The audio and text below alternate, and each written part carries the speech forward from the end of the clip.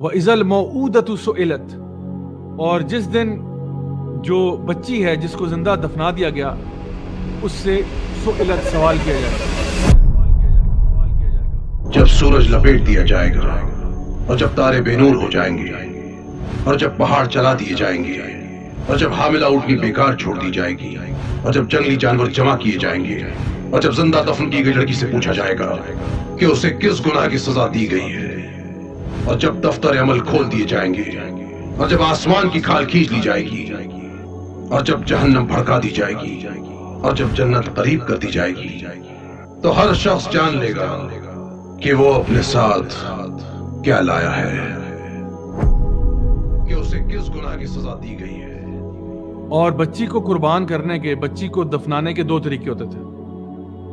ایک طریقہ تو یہ تھا کہ جو حاملہ عورت ہے وہ جب اس کی ڈیلیوری ہوتی تھی تو وہ اس کے ساتھ ہی گڑھا کھود دیتے تھے.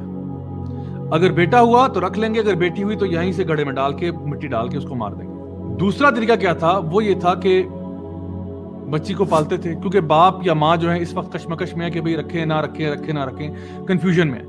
لیکن جب بہرحال وہ بچی 5-6 سال کی ہو جاتی تھی تو کیا ہوتا کہ وہ باپ پھر فیصلہ کرتا کہ چلو اب اس کو جو ہے نا دفنانے کی عمر آ گئی، بیکاز اس سے اوپر اس کو ہم رکھ نہیں سکتے.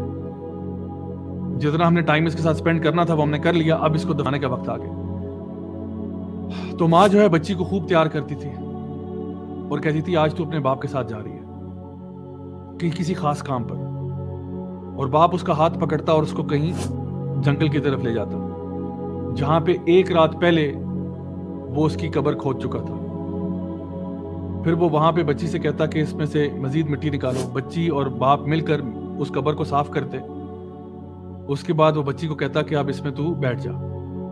اور بچی سمجھتی ہے، ابھی تک چھوٹی بچی ہے 5-6 سال کی، وہ سمجھتی ہے کوئی گیم ہو رہی ہے، اور وہ پوچھتی ہے اپنے باپ سے کہ ابا یہ ہم کیا کر رہے ہیں؟ تو کہتا میں تجھے بھی بتاتا ہوں. پھر وہ آہستہ آہستہ اس پر مٹی ڈالنا شروع کرتا، اور بچی ابھی تک یہ سمجھ رہی ہے کہ کوئی کھیل تماشا چل رہا ہے، حتیٰ کہ مٹی اس کے گردن تک پہنچ جاتی. اب بچی بھی تھوڑا پریشان ہونا شروع ہو رہی کہ ابا یہ کیا ہو رہا ہے، اور باپ اس کا بے دردی کے ساتھ مٹی ڈالتا چلا جاتا حتیٰ کہ وہ پوری مٹی کے اندر چلی جاتی اور پھر اسی طرح سے دم گھٹ کے مر جاتی کہ اسے کس گناہ کی سزا دی گئی ہے. اور باپ یہ محسوس کرتا کہ میں بہت باعزت ہو گیا ہوں، میں نے اپنی بیٹی کو دنیا سے رخصت کر دیا. میڈی برادرز اینڈ سسٹرز، یہ ان کا کلچر تھا، یہ ان کا کلچر تھا. اللہ سبحانہ تعالیٰ فرماتے ہیں بِأَيِّ ذَنْبٍ قُتِلَتْ، ذنب کہتے ہیں کسی چھوٹے سے گناہ کو، کہ تو یہ بتا کہ کس چھوٹے سے گناہ کے پیچھے تجھے قتل کیا گیا.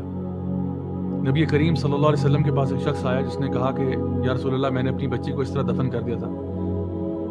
نبی کریم صلی اللہ علیہ وسلم کی آنکھوں میں آنسو آ گئے، آپ نے رونا شروع کر دیا اور آپ نے کہا کہ خدا کی قسم اگر کوئی گناہ ایسا ہوتا جس کا اسلام لانے کے بعد بھی پکڑ ہوتی اور اس کی سزا ملتی تو وہ یہ گناہ ہوتا. یہ اللہ کا غضب ہے جو کہ ٹوٹ رہا ہے انسان کے اوپر، کہ تو اپنی ایک کلچرل پریکٹس کے پیچھے تو نے بچی کو دفن کر دیا.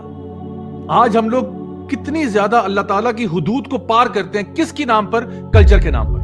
یہ جی ہمارا کلچر ہے، یہ ہمارا کلچر ہے، اسلام ادھر ہے، ہمارا کلچر ادھر ہے. اگر عربوں نے یہ کہا ہوتا تو آج تک بچیاں زندہ دفن ہو رہی ہوتی، آج تک ان کو زندہ دفن کیا جا رہا ہوتا کہ جی یہ تو ہمارا کلچر ہے. کلچرز کا اسلام سے کوئی تعلق نہیں ہے، بالکل تعلق ہے. آپ کا کلچر بھی اسلام کا پابند ہے. کوئی بھی ایسی کلچرل پریکٹس جو اسلام کی روح کے ساتھ ٹکراتی ہو اس کلچر کو اٹھا کے باہر پھینک دو. ہمیں نہیں چاہیے ایسا کلچر. میڈی برادرز اینڈ سسٹرز، یہ آیات بڑی سخت ہیں جہاں پہ اللہ سبحانہ تعالیٰ کا غضب جو ہے اس انسان پر برس رہا ہے جس کو اللہ تعالیٰ نے ایک پیاری سی ننھی شہزادی عطا فرمائی تھی اور اس نے اس شہزادی کی قدر نہیں کی اور اس کو زندہ دفنا دیا. یہ اس انسان کا عالم ہے جس کے بارے میں اللہ تعالیٰ نے پچھلی سورہ میں ارشاد فرمایا تھا قتل الانسان ما اکفرہ، ہلاک کر دیا جائے، برباد کر دیا جائے ایسا انسان. کس طرح وہ اللہ تعالیٰ کے ساتھ کفر کرتا ہے، اللہ کی بتائی ہوئی حدود کو کراس کرتا ہے. کہ اسے کس گناہ کی سزا دی گئی ہے.